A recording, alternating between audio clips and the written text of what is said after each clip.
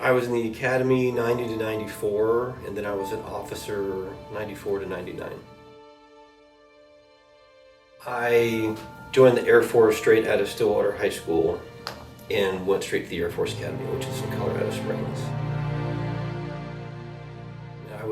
I graduated and was commissioned a lieutenant at 21 and commanded a flying squadron and had 100 troops that technically worked for me. So it was overwhelming, but it also made me grow up really fast.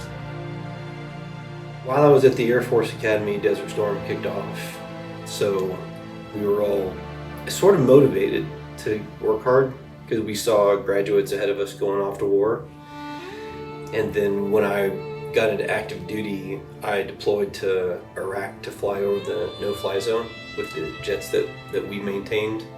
And we landed and stayed in a tent city in Turkey, but we flew over the Iraqi northern no-fly zone every day. I applied as a high school kid, hoping to be a pilot because that's what I thought I was supposed to do with my life. And then got there and God started closing a lot of doors. And so I struggled academically. I was a straight A student and had 32 on my ACT, and I was probably the dumbest kid there. And it was Ivy League education, and I realized I might not make it through this place.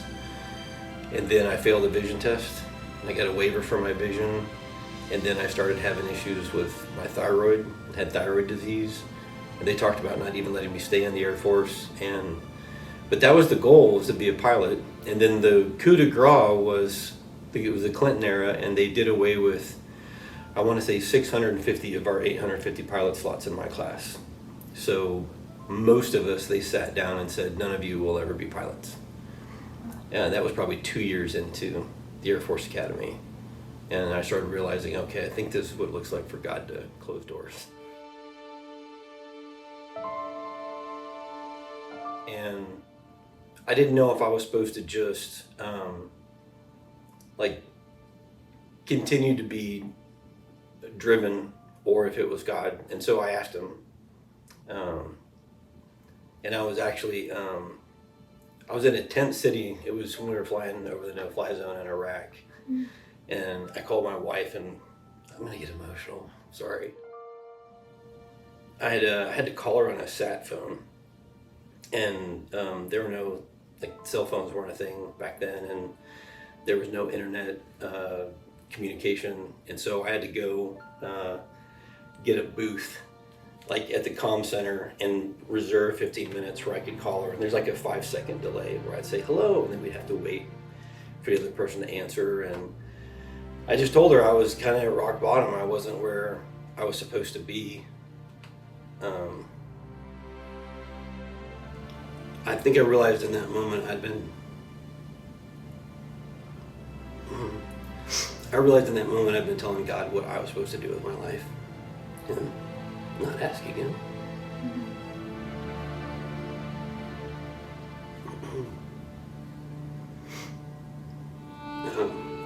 The next sentence out of her mouth was, hey, I just met this guy at our Bible study who's an OSI agent. He's an investigator. It's like the FBI of the Air Force. It was literally the change, everything changed after that. The FBI was the best job I ever had. It was, I think, exactly where God intended for me to be all along. And stuff I didn't even learn to appreciate until I was older. I think it would have been wonderful to be a fighter pilot, but I saw my classmates go off and serve 14-month deployments, miss their kids for a year straight, and then turn around and go on another deployment like that. And I didn't know at 21 how much I'd want to be a dad, so I didn't know how much it would be a blessing to end up being in the FBI, where I traveled a lot, but I always got to come home and see my daughter. I forget now, meritorious achievement, best unit, marksmanship awards. I got a humanitarian award when my wife and I were stationed in North Dakota. The Great Flood came through, and it displaced 50,000 people. So I had a 3-bay hangar. We pulled the jets out because the base was on high ground. People were evacuating to the base. And the Red Cross came in and they put 5,000 cots in my 3 bays.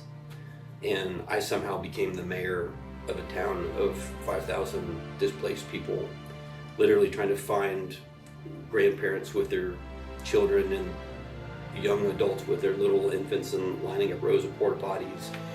And I think we did that for a month. And my wife she decided to volunteer for the Red Cross, and so she served meals all night and I managed the hangar all day. And at the end of that, they gave me called the Humanitarian Service Medal for that. Do you feel changed by your experience as a veteran and as a former FBI agent at all? In a million ways, yeah. Like I said, I had to grow up real fast as a lieutenant. They gave me so much responsibility. And first thing I did was move 1,000 miles away from home and eloped 30 years ago. And I went to third world countries and saw them impoverished and saw really violent, terrible things, but got to be the part of the solution for some of those things. Yeah, that changed me.